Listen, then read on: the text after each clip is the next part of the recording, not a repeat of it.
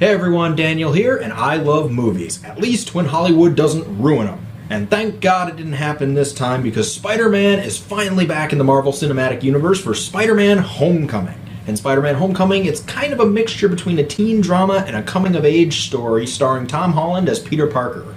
And Tom Holland, he delivers a fantastic performance in this movie.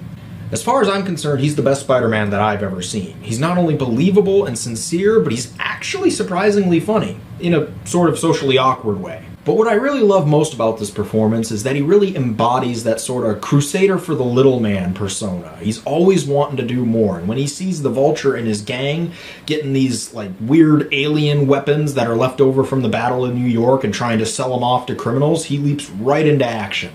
And speaking of the Vulture in this movie, Michael Keaton delivers a fantastic performance, starting off as this kind of family man who's just trying to do his job as the part of the city government to clean up the remains of the battle in New York.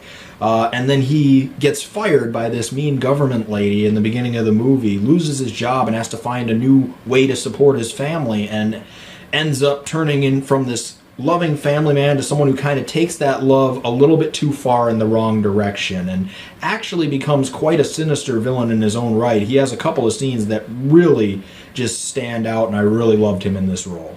And of course, as per usual for the Marvel Cinematic Universe, crossover appeal, Iron Man is in this movie, and Robert Downey Jr. delivers a great performance as Tony Stark, as always. Kind of plays this sort of a mixture between a father figure to Peter Parker and a mentor to Spider-Man. And I know a couple of people that turn into Iron Man 4, because Iron Man's kind of the center of the Marvel Cinematic Universe, and he's a pretty big personality, but thankfully it didn't. He's just a mentor in this movie. He's a minor character, and that's exactly what he should have been. The focus was exactly where it should have been. It was on Peter Parker and Spider-Man.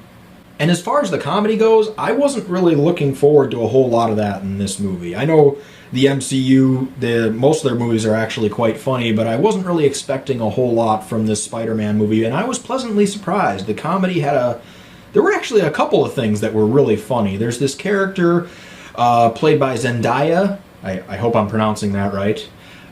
She plays this character called Michelle, who's kind of this loner character that's just giving these sort of monotone one-liners that are, most of them hit. A couple of them are maybe not so funny, but most of them, for the most part, they all hit bullseyes for me. And of course there are some Captain America cameos. Well, he's never actually in the same room as any of the characters in this movie. The school does show some videotapes, old recordings of him talking to the class, and those are my opinion are actually probably the funniest part of the movie.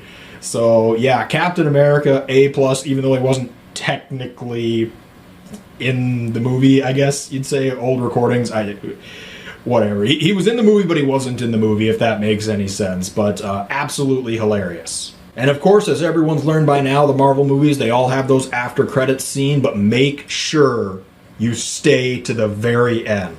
The very end of the credits, there's actually a mid-credits scene and an after-credits scene, and you will want to stay to the after-credits scene. Trust me, it's worth it. Oh, and Stan Lee was in it too, if you care.